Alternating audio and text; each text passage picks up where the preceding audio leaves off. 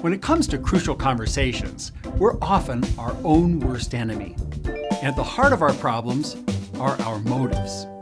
A few years ago, my wife and I took our 12-year-old nephew Kyle for a cycling trip in the San Juan Islands.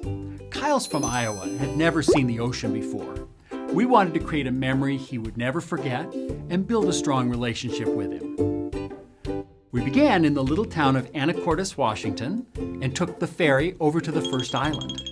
We rode about 2 hours that first day to a really nice campground overlooking the ocean. We cooked our dinner on the campfire, set up our tent, and had a great evening. Everything was perfect. Then about 6 the next morning, the alarm on my watch went off. We had 2 hours before the ferry left, and in that time, we'd have to make breakfast, break down the campsite, load up our bikes, and ride about an hour to catch the ferry. We had to get moving. I called out to Kyle, "Kyle, time to get up." No response. He was burrowed down in the bottom of his sleeping bag, fast asleep. I grabbed the bag and shook it. "Kyle, get up, we gotta go." Still nothing. This is the exact point when my motives changed. I was no longer thinking of our relationship or building positive memories. All I saw was him and his attitude preventing us from making our ferry. In fact, I was ready to reach in and pull him out by his hair. Just about then, his little head poked up out of his bag. He looked at me and asked, "Uncle David, aren't there any other ferries?" I thought for a second. Well, I guess they do run every hour. See how my motives had gone downhill? The whole purpose of the trip was to build a positive relationship and have fun. Now I was acting short-term and selfish. It had happened quickly and without my even noticing it. So what was going on inside my brain that got my motives so far off track? Scientists who study the attention systems in the brain are able to watch what happens using functional MRI scanners. Most of the time, we live in our visual and frontal cortex. These are the parts of our brain that are responsible for our attention and ongoing awareness, basically our conscious selves. When these logic centers of the brain are functioning on all cylinders, we're in a state of awareness I'll call our thrive mode. We're in control and purpose-driven. Our priorities are long-term, and we consider others' perspectives as well as our own.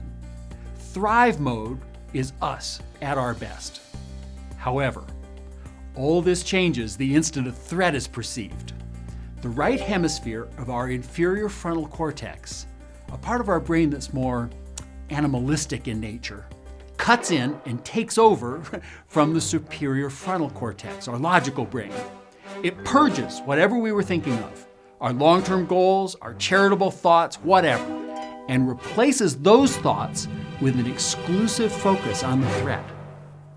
At the same time, our amygdala floods us with emotions that prep us for fight or flight. This is survive mode. Now, while survive mode works great for us when the threat's a predator, let's say a saber-toothed tiger, it doesn't work so well in a crucial conversation.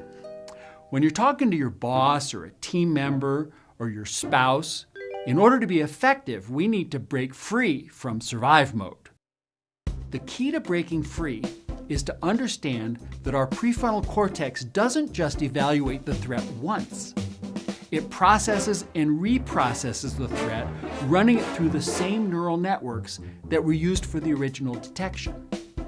It ruminates on the threat, causing us to relive it over and over again, but each time with minor variations. It brings background information into the foreground, and it reweights different aspects of the threat. It's building a theory of the threat and of its place in our ongoing goals. And it's doing this on a second-by-second basis. We can break free of our survive mode by consciously re-examining the threat and our goals. As we restate our goals, our prefrontal cortex begins to re-examine the threat with these restated goals in mind.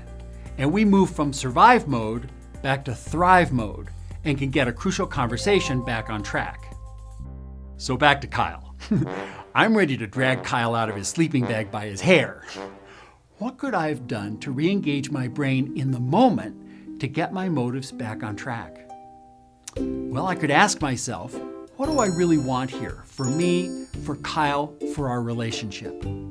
This helps me reappraise the situation, get my brain in check, and ultimately connect with a healthier motive, which was, I want to enjoy my time with Kyle.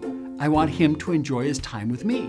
By cognitively reappraising the situation, the higher reasoning centers begin to fire.